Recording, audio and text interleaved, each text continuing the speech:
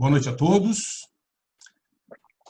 São 19h15, nossa hora prevista de iniciar o nosso webinar.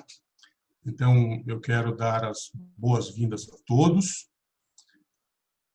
Obrigado por estarem conosco. Eu sou Paulo Couto e sou consultor associado da Dorsey Rocha e eu quero apresentar meus colegas que estarão conosco essa noite. Márcio Pegorari, dá um oi aí, Márcio. Fará quando dirá. Boa noite a todos. Quando o bloco de perguntas ao final. Também estará conosco ali atrás do logo da Dorsey a Adrice. Oi, Adrice. Olá a todos, boa noite. Boa noite.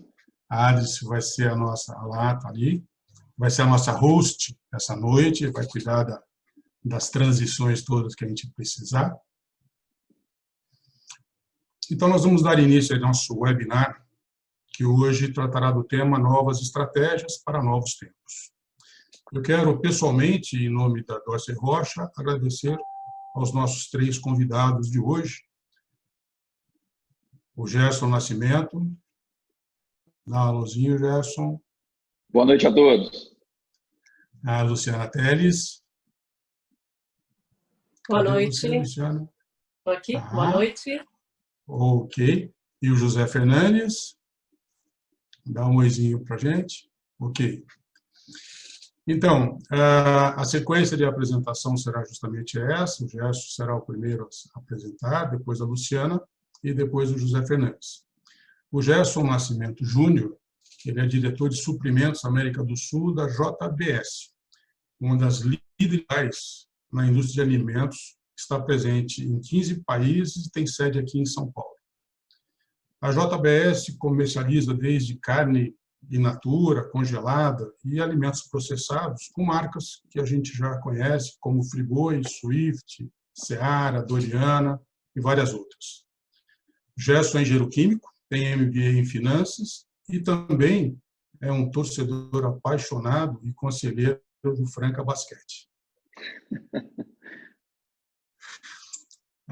Após a apresentação do Gerson, a Luciana Teles vai se apresentar.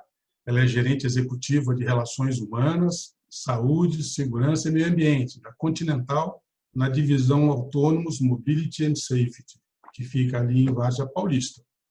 Luciana é psicóloga, é pós-graduada em Gestão de Pessoas, mestre em Administração, e sua experiência em recursos humanos envolve empresas de grande porte, como a Home, a Dover, bem como uma passagem anterior na própria Continental. E Luciana também tem experiência em coaching e psicologia clínica. Após a Luciana, nós teremos o prazer também de ouvir o José Fernandes, que é vice-presidente e diretor-geral para a América Latina, que inclui Brasil, México, América Central e Sul, da Honeywell Performance Materials and Technologies. José Fernandes é graduado em Administração de Empresas, tem MBA na Temple University, na Fox School of Business and Management. José Fernandes foi presidente da América Latina da Dover Corporation, foi diretor de negócios de tintas e revestimentos da Dow Química e presidente da Home & Hess. São três profissionais que certamente irão nos brindar com ideias para uma reflexão criativa e inovadora. Tempos difíceis exigem principalmente dos gestores preparo, coragem, criatividade.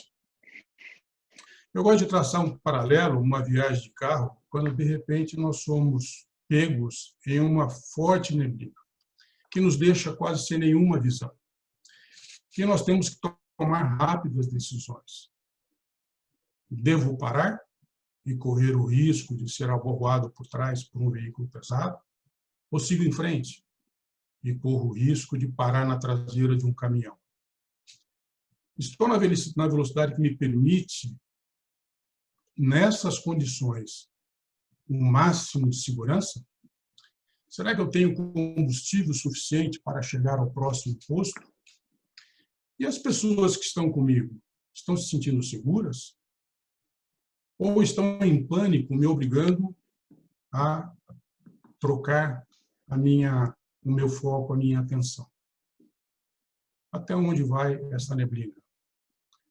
A situação que estamos vivendo no momento nos obriga justamente a esse tipo de reflexão e tomar decisão para dar continuidade aos nossos negócios. Até onde vai esta neblina? Esperamos que todos se divirtam e gostem muito dessa noite. Antes de passar a palavra para o Gerson, eu preciso de dar a vocês 4 informações. Nós teremos uma apresentação, 12 minutos de cada convidado, aproximadamente. Antes de cada apresentação, nós faremos uma enquete com uma pergunta para vocês responderem aqui direto no Zoom. Não vão ter que mudar para lado algum. Então, faremos a enquete, o apresentador vai apresentar o seu tema. Depois nós faremos uma nova enquete para o segundo e, simultaneamente, uma nova enquete para o terceiro. Após a apresentação dos 3 palestrantes, haverá um bloco de 15 minutos, onde eles responderão perguntas que vocês podem ir enviando pelo chat. Ok? Vocês vão enviar as perguntas, o Márcio que vai estar ali acompanhando e se preparando para, ao final, pegar essas perguntas de vocês e transferir para os apresentadores. Então, sem mais delongas, eu convido o Gerson Nascimento a falar, mas antes dele, eu vou pedir para a Adrice fazer a primeira enquete. Por favor, Adrice. Então, vamos lá. Quando sua empresa... Oi? Está aqui. Ok?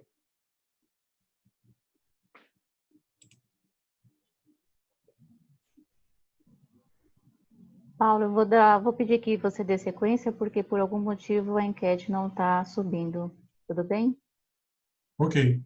Eu subi, então, já saiu. Por enquanto, estamos aqui até setembro de 2020, quando sua empresa, pelo menos 90% dos colaboradores retornarão ao local de trabalho anterior à crise.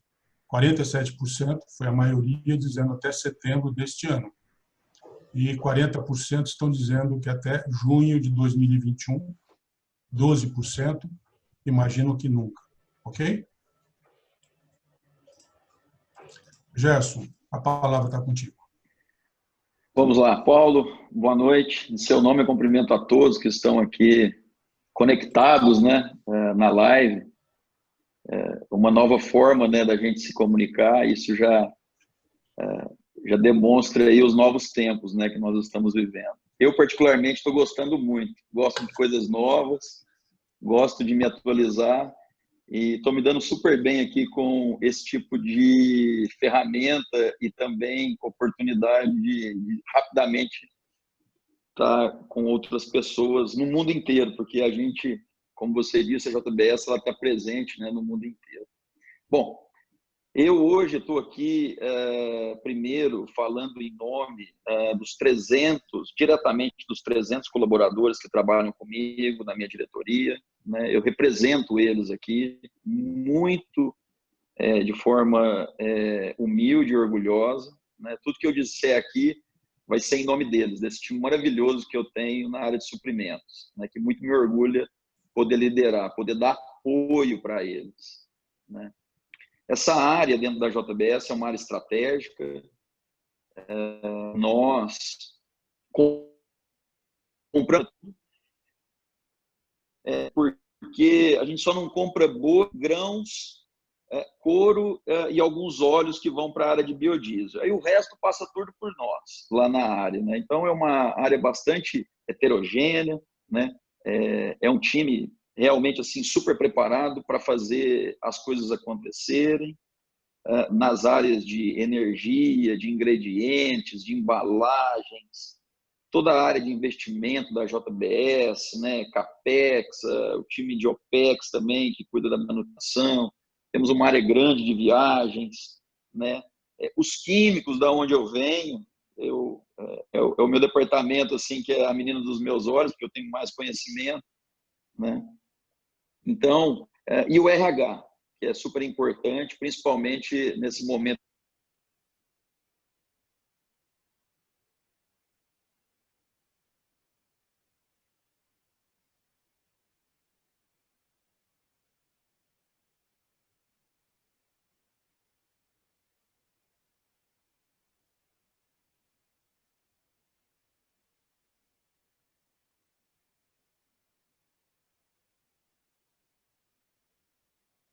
plataformas de produção, a América do Sul é uma, onde eu sou responsável aqui pela área de negócios de supply. Nós temos também uma plataforma muito grande na América do Norte e na América Central, Estados Unidos, México e Canadá, Europa, estamos presentes em vários países como Irlanda, Itália, produzindo também, né? E depois uma plataforma grande na Austrália. Números gerais que chamam a atenção. Nós abatemos todos os dias 80 mil bois no mundo inteiro. Tá? Depois abatemos também 14 a 15 milhões de aves todos os dias. São 180 mil suínos por dia e cerca de 30 mil ovelhas por dia. Fora toda a área de processados da empresa, que a gente chega a produzir aí mais de 80 mil toneladas de produtos processados diariamente. Realmente é uma grande plataforma de negócios. Um dos meus olhos é a divisão de couros, né? Da onde eu sou oriundo. Eu estou há 17 anos na empresa. Nós somos uma maior curtume do mundo. Nós produzimos 100 mil também grandes brands aí, de calçados pelo mundo. Tá? Então, essa aí é o número da JBS, somos 230 mil colaboradores do mundo. Só aqui na América do Sul somos cerca de 130 mil. É a maior plataforma de produção, né? E tem um faturamento aí, o ano passado foi 200 bilhões de reais. Somos a maior empresa privada do Brasil e a segunda maior empresa do Brasil. E muito orgulho traz isso para nós, porque nós compramos os americanos, nós compramos os australianos, nós compramos os irlandeses. Então, a gente fez um movimento contrário que normalmente no mundo dos negócios não é comum. Tá? Bom, agora vamos falar dos novos tempos, das estratégias, né, Paula, que a gente já vem um pouco, né? Realmente, eu acho que a palavra que resume tudo que a gente está vivendo, ela é atitude e desafio, né? São duas palavras que estão hoje no drive da nossa cabeça a todo momento. Bom, desafio por quê? Nós vivemos um momento desafiador, mas eu vejo que não é invencível. Eu acho que nós temos condição de atravessar, né? E no nosso departamento, Paulo, eu tenho uma frase, e eu falo isso não só no nosso departamento, eu falo na JBS inteira. Se a gente quer promover mudança, a gente tem que aproveitar as oportunidades. E crise traz oportunidade. Eu costumo dizer que quando não tem uma crise, invente uma crise para você promover a mudança, para tirar as pessoas da zona de conforto. Eu acho que de tanto eu falar isso, veio uma crise forte, viu? E te confesso que e a todos aqui, né, que a água bateu forte no barco e teve momentos que realmente que eu me senti bastante apreensivo. Mas nós temos um drive lá no nosso departamento, em toda a JBS, né, que lá nós costumamos dizer que a gente não trabalha, a gente se diverte, né? E quando tem crise, é aí que a gente se diverte mesmo, porque aí nós trabalhamos 24/7. Somos marinheiros preparados para mares revoltos. E quando a gente fala de mar revolto, o marinheiro não dorme. Os últimos 90 dias aí eu posso dizer que eu estou sentindo um pouco de falta disso, viu, da minha cama. E eu conversando com meus colegas também, a retórica é a mesma, né? Mas assim, a crise, né, e aí falando desses novos tempos, de estratégia, ela traz muitas oportunidades, né? Nós estamos se reinventando todos os dias, todos os dias. Nós não tivemos problema, e eu agradeço a Deus, né, por estar numa empresa de alimentos, nós não tivemos problemas em momento algum em relação à demanda, né? E a gente continua produzindo, né, diuturnamente para poder atender aí as famílias, né, que são os nossos clientes, com produtos de qualidade e excelência. Tivemos, obviamente, outros desafios, né? Porque você imagina continuar operando aqui no Brasil, e aqui só aqui no Brasil, e aí eu vou... Quando eu falo Brasil, pessoal, o pessoal fala América do Sul, é que eu entendo que Uruguai e Argentina é um anexo aqui dos nossos estados, tá? Com todo respeito. Mas quando a gente fala de Brasil, da nossa operação, nós estamos falando de mais de 180 unidades de produção. E que tivemos que rapidamente se adequar, né, principalmente às questões que envolvem segurança das pessoas, né, para a gente poder continuar trabalhando. Então, foi um movimento muito rápido, né? Quando veio aí, né, falando um pouco do presente, para depois poder falar um pouco do futuro, quando veio, né, a questão do distanciamento social, das adequações, realmente foi um desafio enorme. O meu time trabalhou muito, a gente realmente conseguiu se organizar rápido, e aí é que eu vejo que é a área do desenvolvimento pessoal, onde todo mundo busca força, busca conhecimento, se desdobra, né, realmente para poder fazer um bom trabalho, né? E aí fizemos, né, toda essa organização para poder continuar trabalhando. E qual foi o gargalo nosso?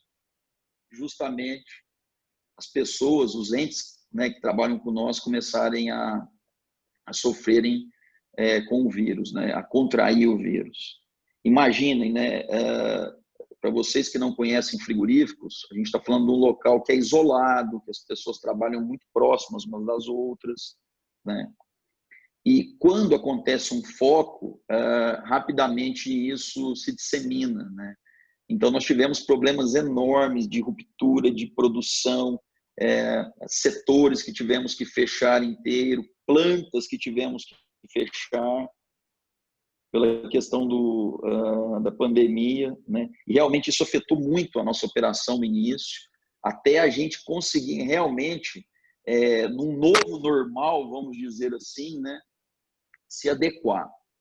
Hoje, tanto a produção também como o escritório, né, nós adotamos medidas, regras, né, para poder levar segurança para os nossos colaboradores, né? E então, realmente, pensando agora no futuro, né, quando a gente pensa assim, nossa, o que vai acontecer? Tá muito, eu costumo dizer para o meu pessoal, está muito ver e agir, né? A gente não está conseguindo possuir um horizonte temporal futuro muito distante, né? Eu acredito muito em aprendizado.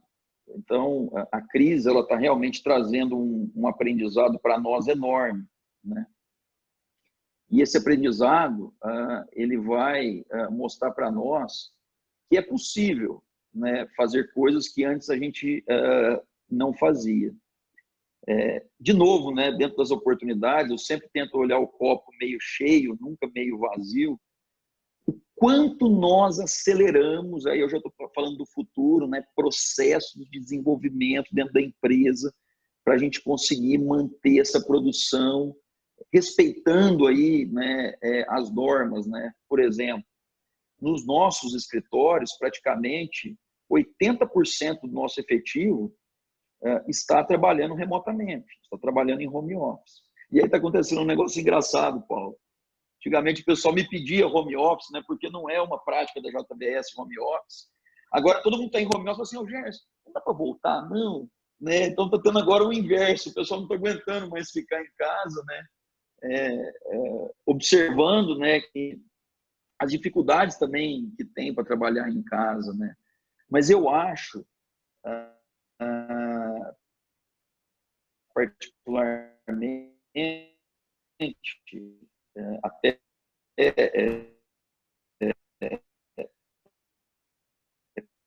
ponto em que no futuro, eu vejo que não é mais necessário termos, igual na JBS, 3.000, né? Eu acredito um aprendizado para nós trabalhar remotamente. Não sei dizer ainda quantos por cento, né? A gente falou de bola de cristal, ainda é muito prematuro, né? Você dizer quantas pessoas vão voltar, quantas não vão, enfim. Mas eu acho que é possível, pensando no cenário atual, né? Fazendo uma análise circunstancial desse momento, e pelo menos 50% das pessoas não têm necessidade de estarem nos seus postos de trabalho, nas suas oficinas, né, nos seus escritórios, fisicamente. Até porque também tem os vetores econômicos, né, as oportunidades para nós em relação a benefícios econômicos, né. Eu acredito que grandes prédios, né, com grandes escritórios, que a gente sabe que demandam recursos financeiros enormes, não vão ser mais necessários. Então, essas mudanças vão vir realmente para ficar. Acho que a comunicação, né, a gente se reinventou se comunicando. Eu, Paulo, para você ter uma ideia, os últimos 17 anos, eu fiz um levantamento na JBS, eu viajei 7 anos dos 17, fora da minha residência, né? E conheço 45 países no mundo, são pelo menos 25 semanas viajando no ano, e eu te confesso que observo que não é necessário fazer isso, né? Hoje eu me conecto com o pessoal na China, me conecto com o pessoal no Oriente Médio, enfim, na Europa, nos Estados Unidos, através de ferramentas maravilhosas como essa que nós estamos usando, e observo que sim, é possível, né? A gente vai, no futuro, viajar menos, eu acredito. Talvez viajar mais para lazer, que minha família me cobra muito isso, né? Mas não tanto trabalho, porque a gente pode otimizar através de ferramentas. Então, eu acho que isso na comunicação é uma coisa muito importante que veio para ficar. E assim, Paulo, para encerrar, eu queria também levar para vocês, eu acho que é muito importante das lições, né, que estão ficando para o presente e para o futuro, em relação a nossas ações pessoais, né? E aí, a minha pessoa e a da JBS, por tanto tempo, elas acabam se misturando, né? Então, eu falo na pessoa como na empresa, né? A gente viu que nós temos que cuidar cada vez mais de pessoas. Eu acho que esse é o foco principal, é o que nós temos que pensar no futuro, né? Não adianta a empresa estar bem e a comunidade não estar bem. Tomamos uma decisão há 30 dias atrás de fazer aí um programa de doações que nós batizamos de Fazer o Bem Faz Bem, né? Vamos atender cerca de 62 milhões de pessoas aqui no Brasil. Reservamos um orçamento de 400 milhões, né? Isso tem grandes blocos que eu e meu time, orgulhosamente, estamos liderando. Os últimos 30 dias foram também muito gratificantes por tudo que nós estamos fazendo. Então, para vocês terem uma ideia, nós estamos construindo 2 hospitais, que não são hospitais de campanha, são hospitais permanentes, que vão deixar um legado. Nós estamos entregando 250 carretas de cesta básica, 18 carretas de EPIs, 10 carretas de higiene e limpeza e mais de 8.000 equipamentos hospitalares. Vamos equipar aí mais de 800 leitos de hospitais no Brasil, entre clínicos de UTI. São mais de 80 UTIs móveis que vamos doar, enfim. Eu acho que isso aí está trazendo para nós uma oportunidade de retribuir para a sociedade tudo que ela fez por nós aqui no Brasil, né? E se não tivesse o Covid, não estaria acontecendo isso. E a gente cada vez mais cuidar das pessoas que estão na empresa, né? E as pessoas também da nossa comunidade, porque no futuro são essas pessoas que vão perenizar os negócios, tá? Paulo, mais uma vez, obrigado pela oportunidade. Imensamente grato em estar aqui com vocês e mandar um beijo especial para todo o time aí de suprimentos da JBS. Vocês são maravilhosos. Um beijo para vocês. Vocês sabem o tanto que eu amo vocês. Que ótimo. Gostei muito da sua abordagem, Gerson. Inclusive, 2 coisas que a gente sempre prega, né? Que é, na crise, a gente percebe o quanto a nossa equipe está preparada. Já que você disse que quando não tem crise tem que inventar uma, e realmente é o momento que a gente percebe o quanto valeu o investimento no desenvolvimento das pessoas, né? Porque quando a gente fala assim, como você usou o termo marinheiro, né? Em mar tranquilo, qualquer marinheiro navega, né? Agora, quando chega o mar revolto, é que você vai realmente perceber quem é o marinheiro bom, né? curtido, que tem a mão calejada e que sabe responder rápido, né? Então, muito interessante a sua colocação. E a segunda coisa que realmente eu acho que para todos nós é uma constatação, né? Uma notícia maravilhosa, é esta que você falou: sem a pandemia, provavelmente vocês não estariam com este olhar para a sociedade carente, para as pessoas mais necessitadas, que são o futuro, sem dúvida nenhuma. Que país é esse que a gente pode formar se as pessoas não conseguem sobreviver, né? Então, muito legal a sua abordagem, te agradeço. E uma última pergunta para você, antes de eu passar para a próxima palestra da Luciana. O Franca vai ser campeão esse ano? Eu espero que volte o campeonato. Nós fomos campeão do Super 8 e quando voltar o campeonato, com certeza vamos ter uma boa equipe, um bom esquadrão para poder estar brigando ali frente a frente ali com os nossos adversários. Obrigado, Paulo. Muito obrigado. Obrigado a você por aceitar nosso convite. Bom, então, antes da Luciana começar a sua apresentação, eu vou pedir para a Adrice, então, que traga a nossa enquete. Isso, vamos lá.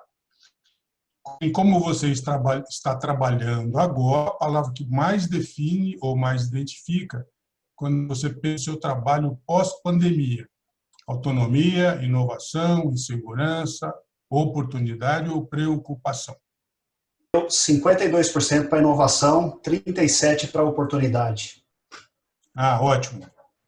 Inovação aí que ficou na frente. Ótimo. Luciana, então, por favor, a palavra está contigo. Bom, em primeiro lugar, boa noite a todos. Muito obrigada pelo convite. Eu vou falar um pouquinho da Continental rapidamente, só para a gente se situar e entender em que segmento que a Continental está, né? A Continental ela tem 3 grandes grupos no mundo. A Continental é uma multinacional de origem alemã. Ela tem 3 grandes grupos no mundo, que é pneus, ContiTech, que são os produtos de borracha que não são pneus, e atende parte deles atendem a indústria automotiva, mas boa parte não, atendem outras indústrias e serviços. E a gente tem o grupo automotivo. Hoje, eu já trabalhei na divisão ContiTech, hoje eu trabalho no grupo automotivo, dentro de uma business area chamada Autonomous Mobility and Safety. Na minha planta, lá em Várzea Paulista, a gente produz especificamente freios, módulos ABS, SCS e vai começar a produzir também sensores, né? Em Várzea, a gente tem cerca de 600 funcionários hoje.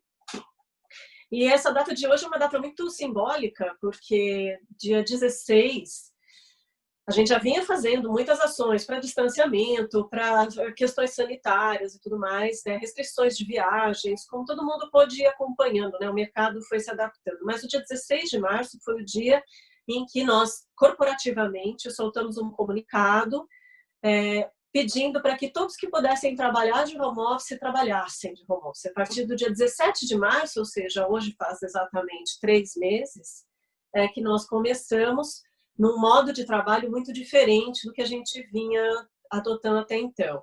A Continental já tinha uma política de home office de 1 a 2 vezes por semana para quem quisesse, né? Mas a partir do dia 17 de março ela foi full time e não era mais voluntário, né? E a gente teve aí uma questão que foi como vamos lidar com uma possível inquietação a respeito das pessoas de operação que precisariam continuar na fábrica, né? Porque às vezes a primeira impressão que fica quer dizer que o pessoal administrativo pode ir cuidar da sua saúde em casa e eu tenho que ficar aqui? Não, a gente já estava tomando várias medidas e nós tomamos uma decisão de ter uma comunicação muito clara e transparente com eles, dizendo que não era essa a questão, que a gente, para conseguir que todo mundo trabalhasse com segurança, a gente precisava tirar a gente das fábricas, até para poder garantir distanciamento, até para poder garantir que não ia estar todo mundo ao mesmo tempo no restaurante, que ia estar todo mundo entrando ao mesmo tempo, que ia estar todo mundo passando pelos mesmos lugares, para a gente poder tomar as medidas de limpeza necessárias também. E essa comunicação foi muito efetiva, né? Em todas as unidades. Eu vou falar mais por Várzea Paulista, né, que é a minha realidade. A gente foi muito claro e transparente com as pessoas. E isso foi muito bem entendido, porque logo de cara a gente também colocou essas medidas sanitárias em ação, né? Então eles perceberam que isso não era um discurso, que isso era realmente uma prática. E a gente começou a aprender muito com essa comunicação. Primeiro, essa comunicação ela foi muito rápida e certeira, no tempo certo, né? E muito clara, assertiva e transparente. Esse foi um primeiro grande aprendizado. Nesse primeiro momento, o pessoal de operação estava trabalhando nas fábricas, mas como é do conhecimento de todos, o segmento automotivo foi um dos mais, se não o mais afetado, aí por esse problema todo da pandemia. E logo em seguida a essa determinação do home office, cerca de 10, 15 dias depois, nós praticamente paramos quase todas as nossas fábricas que trabalham com automotivo, tá? Então a gente teve uma parada mesmo, tomamos algumas medidas, mas paramos, colocamos em férias a princípio, boa parte todo o pessoal ligado efetivamente à operação e também boa parte do administrativo. Coincidentemente, isso foi até no nosso caso bom, porque nós como RH, e aí eu vou falar um pouquinho de RH, né, porque eu acho que é bom a gente dar esse enfoque aqui, né, nós como RH, a gente trabalhou muito nesse modo crise, né, eu tenho, assim, eu vou imitar o Gerson, né, eu tenho que dizer que a gente tem uma equipe lá que é absolutamente sensacional. A gente começou a trabalhar no modo crise, e aproveitamos esse período de férias das pessoas, que as pessoas estavam fora, para preparar a unidade para a volta, né? Que a princípio a gente achou que voltaria em 15, 20 dias, mas isso se estendeu por mais de um mês e meio. E esse tempo foi bom para que a gente realmente pudesse trabalhar com cartilha, com comunicação. Aprendemos a nos comunicar com quem não estava dentro da fábrica e também não tinha os meios corporativos para isso. E, de novo, falando de comunicação, a gente aprendeu que o ótimo é inimigo do bom e que a gente precisa se comunicar rápido. E, às vezes, a gente, nessa de comunicar rápido, a gente comunica alguma coisa que não fica clara e, ao mesmo tempo, a gente também aprendeu a reagir muito rapidamente quando isso não ficava claro. E os líderes, inclusive, o pessoal mais ligado, os líderes mais ligados à operação, eles foram essenciais nessas conversas e nessas comunicações. Conseguimos remotamente, inclusive, fazer mobilizações dentro das nossas unidades para fazer assembleias sindicais online, com muita participação. Conseguimos, com transparência também, a aprovação de como a gente voltaria a trabalhar, né? Com redução de carga horária e salários, com alguns casos de suspensão em contrato. Depois de quase 2 meses, né, nesse trabalho, a gente também começou a aprender, e aí eu preciso fazer até uma pausa aqui, né? Todo mundo acho que sabe que a RH virou um centro de atenções nesse momento, né? Porque a gente tinha que garantir a segurança das pessoas, trabalhar nessa crise, entender o que fazer com elas no mercado de baixo. Acho que diferente do Gerson, né? Que estava num segmento de alta, mas que também provavelmente teve seus problemas, porque ele acabou de falar, né? Ele teve que fechar fábricas e tudo mais, e como fazer com que as pessoas consigam gerar essa demanda que ele precisava. Eu tinha do outro lado, né, esse desafio de como fazer, de não ter trabalho para aquelas pessoas, como tentar dar uma solução que não fosse tão prejudicial também para a vida delas, né? E nesse momento a gente a princípio se focou muito naquela coisa, negociação sindical, como é que a gente faz flexibilidade, o que a gente faz para botar a fábrica para funcionar de novo, quais são as medidas sanitárias de segurança que a gente precisa tomar. Então a gente ficou muito focado nessa operação de crise. E aí, em um certo momento, nós como RH também começamos a perceber algumas demandas um pouco diferentes, né? Tinham pessoas que, sejam de home office ou de férias, elas começaram a ter algumas demandas que automaticamente nos fizeram parar e falar, pera um pouquinho, a gente tem que trabalhar nesse modo de crise, mas a gente precisa também olhar para as pessoas e como elas estão se sentindo, né? Então, com as crianças todas em casa, casais e famílias inteiras convivendo de uma maneira que nunca conviveram antes, isso gera muito, muito questionamento, tanto individual quanto familiar, quanto social, né? A gente tem também pessoas que moram sozinhas e que começaram a sentir aí uma angústia muito maior, porque não só moram... Quando a gente mora sozinho por opção, mas é uma coisa quando a gente mora sozinho, sem opção, isolado, sem poder sair de casa, isso também gera uma angústia muito grande, né? E e assim, a gente entendeu também que para atividades mais administrativas que não ficaram de férias, não tenho nenhuma pesquisa, eu não tenho nada formal para isso, mas eu tive uma impressão de aumentar um pouco aquela demanda de, nossa, como eu estou trabalhando. E isso é natural, porque a gente tinha que fazer as coisas que a gente tem que fazer normalmente e começar a trabalhar no panorama pós-crise, né? E o que a gente vai fazer, quais são as nossas estratégias daqui para frente. E essa sobrecarga vem mais do que ela estava antes. Fazendo esse parênteses, essas demandas nos fizeram entender que a gente precisava operar no modo crise, em uma parte, mas operar em outro modo, que é a estratégia daqui para frente. E para saber a estratégia daqui para frente, eu tenho que entender o que está acontecendo. Essas pessoas não ser nunca, eu não estou só das pessoas de home office, tá? Porque às vezes a gente vê muita gente mudou também. Então, né, assim como o administrativo, também estão com redução de carga e redução de salário. Então, mesmo agora que eles estão indo às fábricas, por exemplo, eles também estão indo durante muito menos tempo do que eles iam. As crianças estão em casa, as demandas familiares continuam do mesmo jeito que as pessoas de home office, né? E a gente fez, durante esse período, a gente trouxe também, né, até por olhar para essa demanda pessoal, a gente conseguiu trazer, a gente conseguiu ter insights e começar a trazer as famílias para dentro da empresa. Mas não aquele família para dentro da empresa de ir lá visitar a empresa, óbvio que a gente não pode fazer isso.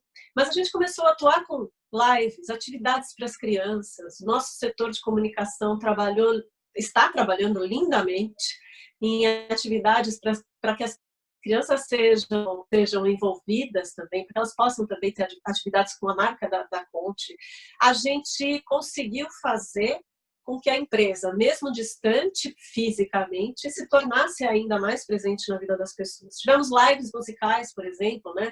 Lives sobre bem-estar mental, lives sobre maternidade e trabalho. Nas lives musicais, os nossos colaboradores é que cantavam e tocavam, e muitos das nossas famílias acompanharam essas lives. Tem gente, hoje eu ouvi até um comentário de que tem família aí cobrando se a gente não vai fazer outra live musical. A gente conseguiu, de maneira muito na prática, pragmática, entender o que é uma cultura organizacional que preza essa saúde, essa segurança e especialmente que preza o bem-estar das pessoas, né? E eu acho que fica, assim, se eu pudesse resumir um pouco do que a gente aprendeu e que provavelmente a gente vai ter que vai ter que usar isso para o resto e para a nossa estratégia, são, assim, primeiro, comunicação ela tem que ser rápida, certeira, e do mesmo modo agile de ser, errou, resolve e vamos em frente. Não dá mais para esperar 3, 4 dias para pensar um comunicado e ele ficar perfeito, porque não tem mais tempo para isso. Isso é um aprendizado e é muito importante. Os gestores também estão tendo muito esses insights, né? Estão comunicando muito mais agora do que comunicavam antes. O segundo grande aprendizado é que as pessoas são pessoas e elas não conseguem separar e não vão conseguir mais separar a vida delas profissional e pessoal. Antes a gente achava que a gente tinha um certo limite. Agora esse limite ele caiu por água abaixo, até por conta de muita insegurança, né? Você não sabe o que vem pela frente, então o teu trabalho está todo misturado com ansiedade e com a ideia do que vem para frente, né? E essa mistura ela vai se apagar. Então, eu acho que uma das coisas que o RH também entendeu é que precisa trazer a família para dentro da empresa fisicamente, mas a gente precisa considerar a família, porque é ela que dá a sustentação para aquele colaborador que está lá junto com a gente, né? Esse foi um grande aprendizado. Eu acho que clareza e esse aprendizado de trazer o pessoal e o familiar para dentro da empresa são as duas grandes lições que o RH pode aprender aí para formular suas estratégias mais para frente. E uma coisa muito importante, né?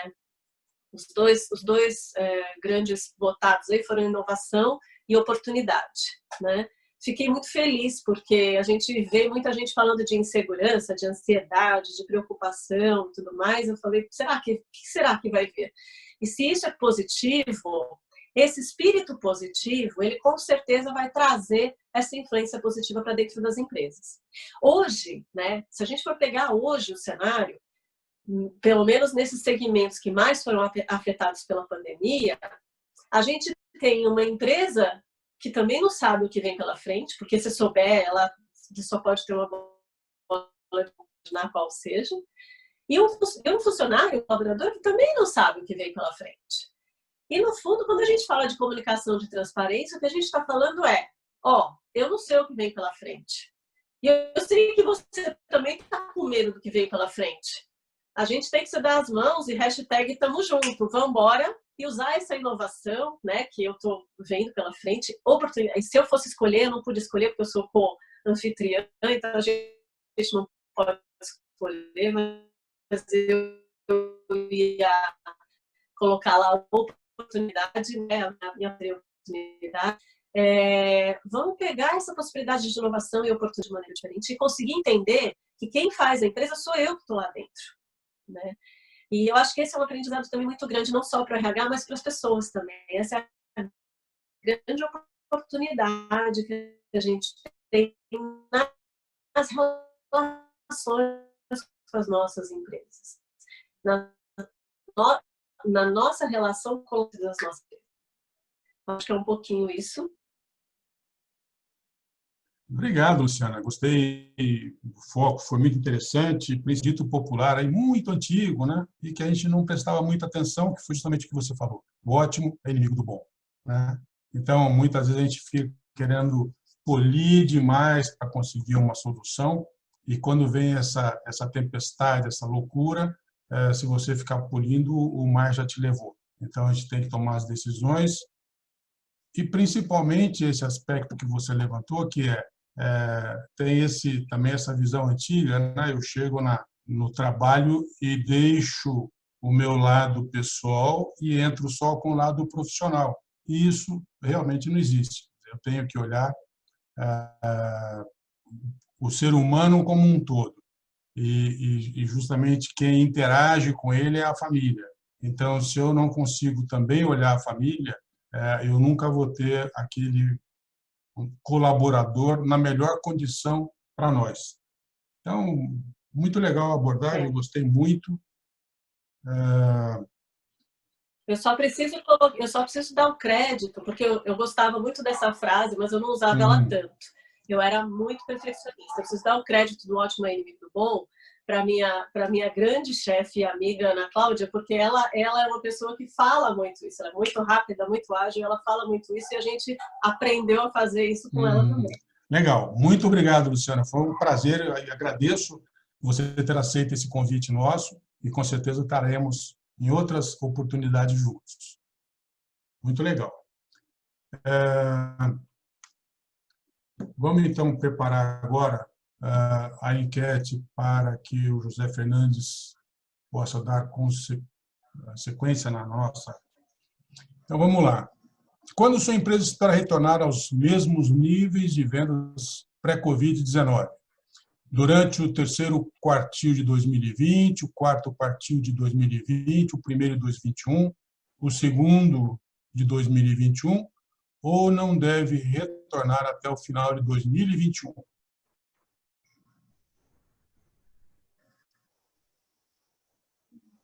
Ok, disputa acirrada aqui. Ok, temos aqui um resultado em que prevaleceu durante o quarto quartil de 2020, ou seja, o pessoal está otimista que esse ano ainda a gente já comece a recuperar o tempo perdido. Ok, Zé Fernandes, por favor.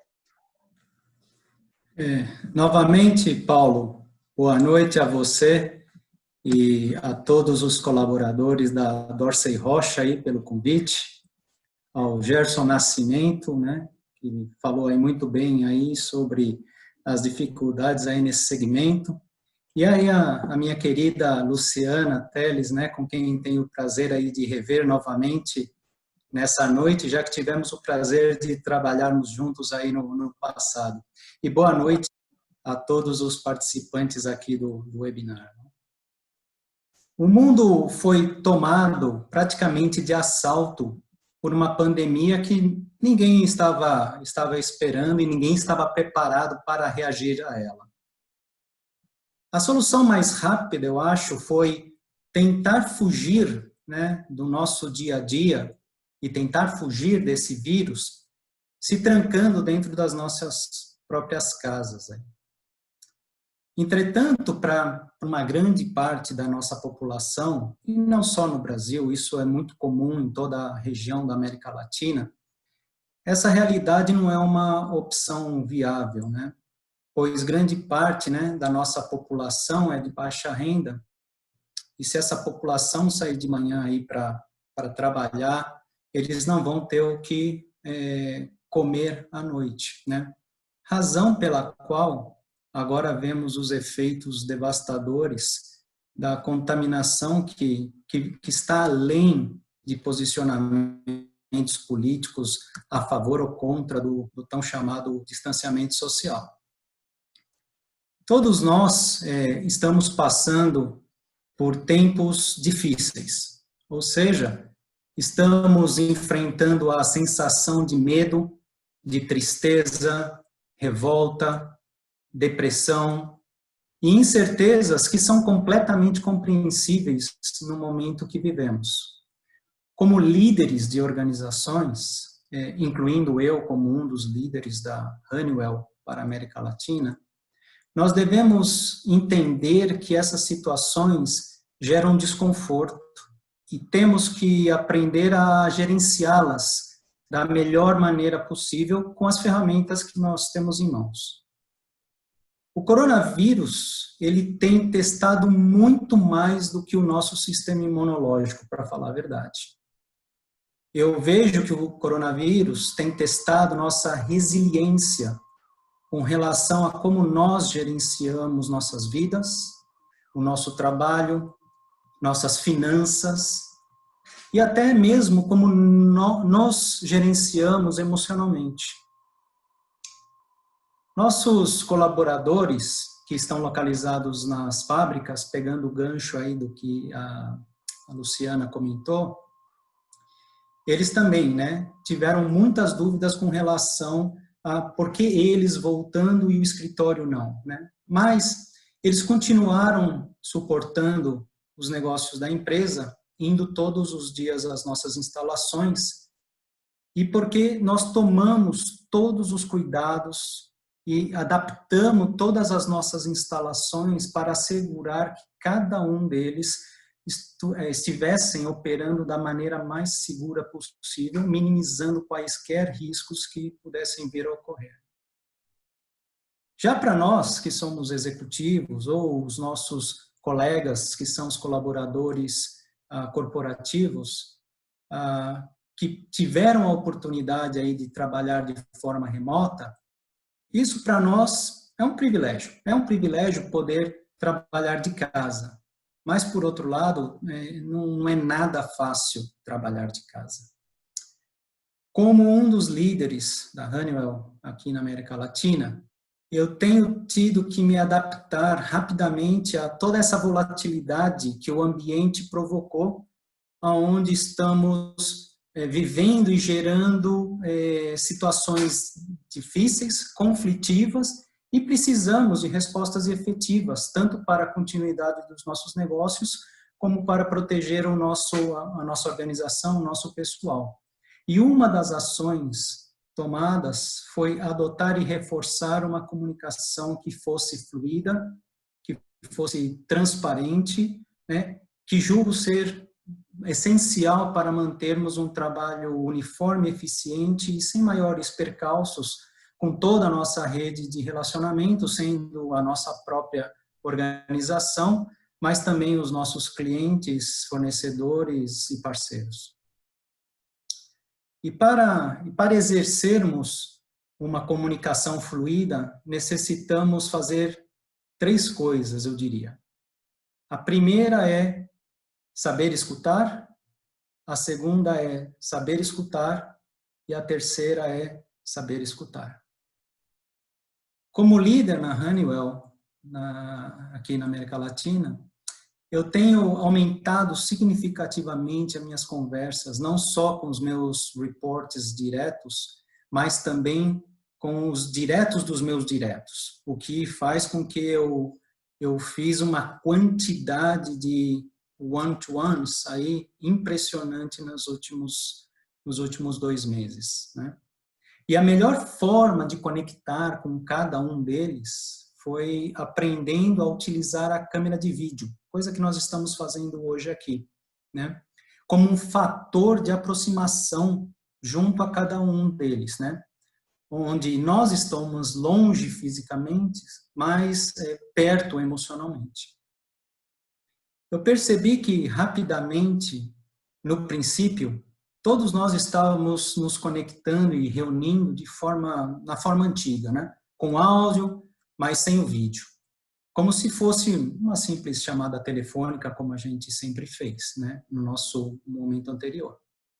Tentando gerar um pouco de calor humano a essas conversas diárias e trazendo as pessoas mais perto, eu particularmente comecei desde o princípio a ligar a minha câmera para que as pessoas pudessem ver meu rosto, pudessem ver meus gestos, pudessem ver minhas emoções, minha reação, e para que eu pudesse realmente me conectar com cada um deles nesse momento, né? Pouco a pouco, né, dia após dia, a gente foi vendo que cada um deles, né, cada um dos integrantes do meu time começou a fazer o mesmo, começando a ligar as suas câmeras, né, e interagindo de uma maneira mais calorosa, vamos dizer assim. Hoje, essa atitude faz com que, embora distantes fisicamente, estejamos mais próximos uns aos outros, né? A base de sucesso e continuidade de nosso negócio são nossos colaboradores, né? Como bem a Luciana aí já comentou. E tendo uma liderança alinhada e focada, é o que primeiro é o primeiro grande passo, diria, para cuidar do restante da organização e, consequentemente, né, os resultados da companhia no futuro. Ainda assim, necessitamos exercitar resiliência, desenvolvendo, né, a nossa empatia, né, aquela empatia necessária, né, nos colocando no lugar dos nossos colaboradores e ajudando-os. Entretanto, é crítico manter a racionalidade também nesse momento e a objetividade que o nosso cargo exige para proteger tanto a continuidade dos negócios da companhia, mas também como o desempenho financeiro da empresa.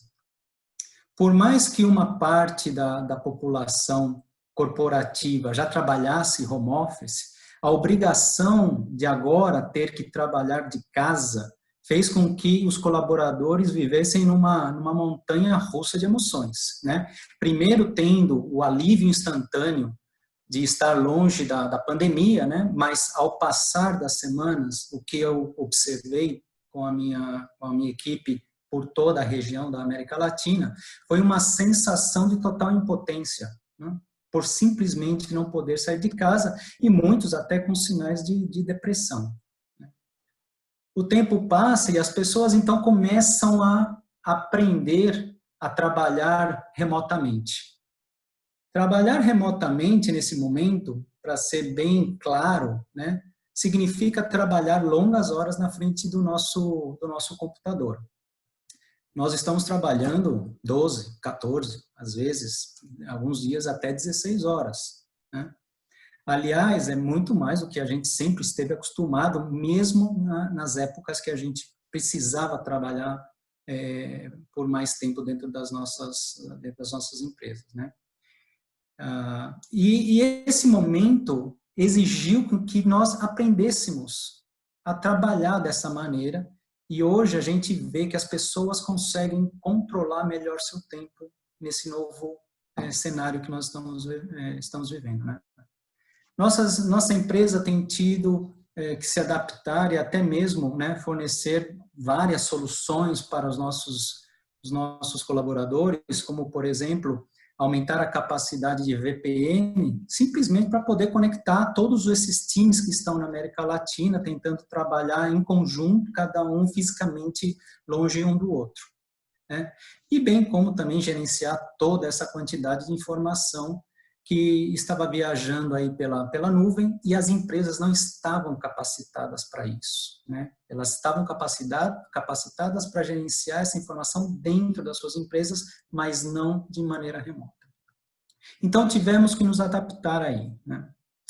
Mas esse distanciamento, né, esse distanciamento social que eu comentei, ele também trouxe vários pontos positivos, eu diria, né? Como, por exemplo, cada um de nós, né, as pessoas de maneira geral, elas estão tendo uma oportunidade ímpar de passar mais tempo com as suas famílias, seja para comer junto, para ficar mais tempo com os filhos, ajudá-los nas suas atividades, tarefas, ou ainda ligando para os pais, tios, parentes, né, que moram longe para saber como eles estão, né? O link familiar aumentou nesse período, definitivamente. Criou muito estresse também entre vários casais, muito entre a família, mas aumentou, definitivamente, esse link aumentou, né? Estamos também utilizando melhor o nosso tempo, o nosso próprio tempo hoje, né? Desculpe te interromper um pouquinho, Zé, mas eu preciso que você caminhe para a finalização da sua apresentação em função do tempo, tá? Sim, já estamos encaminhando aqui, Paulo, para encaminhar para o fim. Então, aí, a questão do tempo também, né, nós conseguimos passar mais horas, né, aproveitar melhor o tempo e não passar em deslocamentos como a gente passava, né. Então, nós estamos né, estamos vivendo uma situação hoje que é muito difícil e nunca ninguém aprendeu a trabalhar nesse momento, nessa situação, né? O que a gente tem feito, né, como companhia, né? A gente tem buscado soluções, né? A gente vem trabalhando com os nossos clientes, né, escutando os problemas deles, suas agonias, e ajudando eles nesse momento aqui com soluções inovadoras, né, como o próprio Gerson comentou. Essas soluções, né, às vezes não estão totalmente prontas e finalizadas, mas estamos caminhando rapidamente para esse setor. Na Honeywell, né, eu poderia, aí falando um pouquinho da Honeywell de uma maneira muito breve, né, o que a gente vem fazendo para ajudar a gente a atravessar melhor esse momento da pandemia, né? A Honeywell lançou um carrinho para aviões para fazer a sanitização de superfícies, né, baseado em luz ultravioleta. Essa é um produto novo, né, que está sendo lançado, o que vai ajudar a fazer com que o setor aeronáutico e de turismo volte de uma maneira mais rápida. Nós também estamos desenvolvendo uma solução específica para screening de temperatura por câmera e sem aproximação, né, o que vai também ajudar a aumentar a presença de pessoas em lugares fechados, diminuindo potenciais problemas de contaminação. E ainda, né, temos toda uma série de tecnologias de digitação, de transformação digital, onde a gente ajuda as empresas a operar de forma remota e mesmo administrar os seus prédios em lugares fechados, como shopping centers, de maneira eficiente para evitar a aglomeração de pessoas e poder também ajudar a minimizar esses impactos. Então, a gente vem trabalhando em muitas alternativas, soluções e produtos que vão ajudar a gente a cruzar esse período que nós estamos vivendo, né? E para ir aqui fechando aqui a minha apresentação, né? Eu tenho certeza que nós vamos voltar à nossa vida normal. Embora eu não me atreva a dizer quanto tempo isso vai tomar, mas nós vamos voltar, né? O que nós precisamos assegurar é que todos os nossos colaboradores, clientes, parceiros estejam todos seguros e entendam que existirá um novo padrão de colaboração daqui em diante, né? E quanto mais a gente dividir e divulgar a importância desses novos padrões mais rápidos, nós vamos conseguir sair dessa situação e, obviamente, com menos vidas impactadas aí, né? Eu tenho certeza que vamos sair, né, disso aqui mais forte do que quando entramos, né? E com toda a nossa resiliência aqui testada e determinação de voltarmos ao nosso normal, né? Eu agradeço aí a Dorsey Rocha aí pela oportunidade aí de poder compartilhar um pouco aí do que nós estivemos fazendo, nossa experiência, né? E como a Honeywell está aí pavimentando o nosso futuro. Muito obrigado. Muito obrigado, Zé Fernandes. Nós agradecemos você ter compartilhado um pouquinho dessa visão do que tem acontecido na Honeywell. Você levantou, e também a Luciana e o Gerson, olhar o lado emocional das pessoas que estão conosco, né, no mesmo objetivo, é fundamental para que a gente consiga chegar nos resultados. Muito obrigado, Zé Fernandes. Espero que a gente possa ter outras oportunidades de estar junto, e obrigado por dedicar seu tempo para poder atender esse nosso convite. Imagina, foi um prazer, Paulo. Obrigado. Então, eu passo agora, então, ao nosso companheiro Márcio Pegoraro, que está ali compilando as perguntas e vai distribuí-las aos nossos convidados. Uma boa noite para todos. Vamos lá. Obrigado. Quero aqui começar já com uma pergunta direto para o Gerson, né, feita pelo Luiz Ineschi. E aí ele fala que é apenas uma curiosidade, Gerson. Quantas pessoas no mundo são alimentadas pela JBS? 1 bilhão, 2 bilhões, ou um número diferente? Bom, muito obrigado pela pergunta e pela oportunidade. Nós estamos presentes em quase todos os países do planeta Terra, tá? A última estimativa que fizemos, nós alimentamos 12% da população do mundo. Então, nós somos aí 7 bilhões, cerca de 700 milhões de pessoas são alimentadas diariamente pelos alimentos da JBS. Legal, obrigado. Uma pergunta do Jorge Stefan, e eu queria direcioná-la para o José Fernandes, onde o Jorge pergunta, no passado a gente convivia com o fantasma da hiperinflação. Hoje, com a crise, pelo que consta, o que nos assusta é a deflação. Então, com essa deflação, como, né, essa deflação pode influir no cotidiano do brasileiro nas mais variadas classes sociais? Aí se tem como prevenir isso? É uma boa pergunta e eu gostaria de ter uma resposta talvez mais assertiva, né, para essa pergunta. É muito difícil de poder prever se realmente a gente vai ter uma deflação. E eu, pessoalmente, José Fernandes, eu acredito que não deve ocorrer isso, pelo fator de que a demanda a nível global, e não é diferente na América Latina e no Brasil, a demanda vai baixar.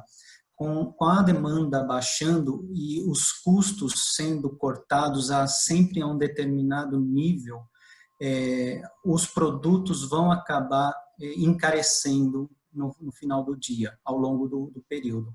Então, uma parte desse custo de produção, ele vai ter que ser repassado nos preços, pode acontecer isso em 3, 6, 9 meses, 1 ano, 2 anos, mas ele vai passar para o preço. Então, eu vejo muito pouco provável um cenário de deflação no Brasil.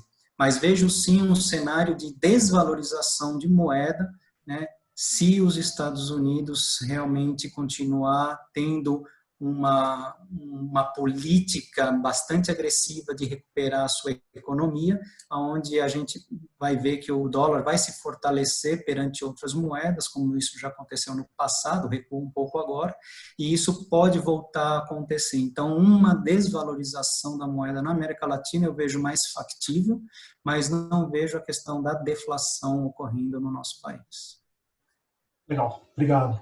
Para a Luciana agora, Jorge Fialkowitz faz uma pergunta, uma colocação e depois uma pergunta, né, Luciana? Ele fala que até o momento a preocupação maior é com o formato do trabalho home office, né?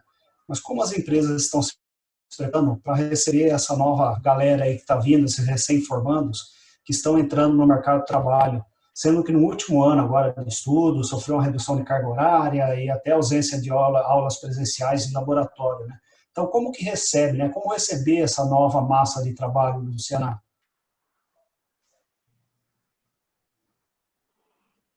O que eu penso é que cada vez mais essa massa que está chegando no mercado de trabalho, independente da pandemia, ela está chegando muito ávida por aprender dentro das organizações, né?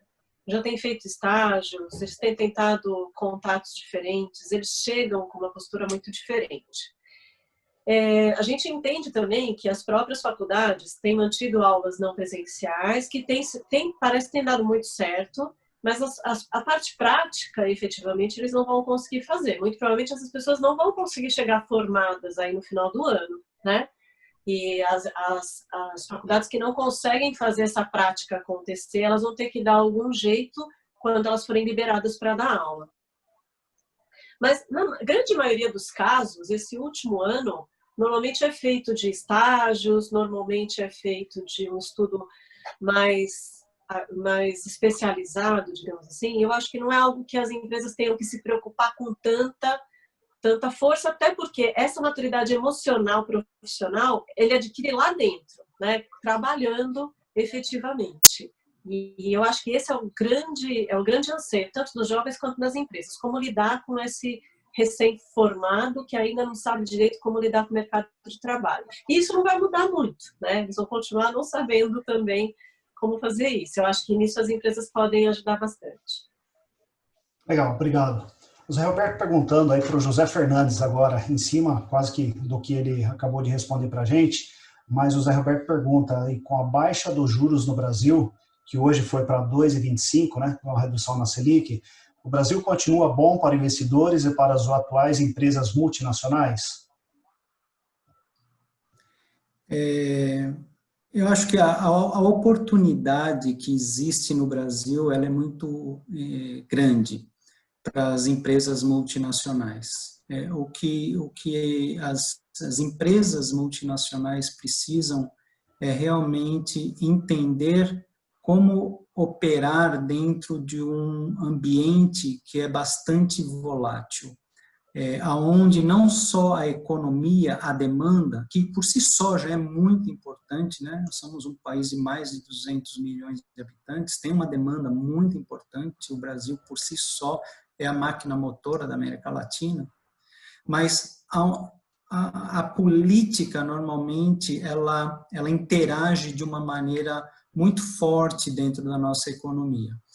Se as empresas multinacionais que vêm operar no Brasil, se elas entenderem como trabalhar e tiverem o seu pool de talentos corretos e que saibam como navegar nesse país, o Brasil é um grande país para muitas dessas multinacionais. Muitas dessas empresas fazem muito dinheiro no Brasil, né? Isso demonstra que são muito bem geridas e que existem muitas oportunidades, né?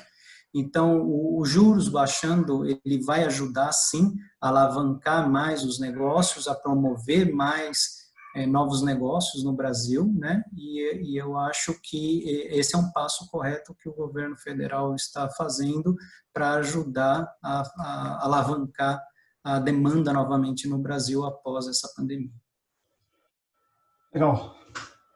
Muito bem. Chegamos aí ao final da nossa live aqui. Eu quero agradecer todos que estiveram com a gente aqui, seja aqui pelo Zoom, seja pelo canal da Dorsey Rocha no Facebook, né? Tivemos aí mais de 100 pessoas entre esses dois canais. Agradecer muito, mais uma vez, você, José Fernandes, o Gerson e a Luciana, por atender o convite da Dorsey Rocha, por dar o tempo de vocês aqui com a gente nessa 1h15, que foi um momento muito rico para todos nós aqui. Tá? Uma boa noite para todos e até a próxima.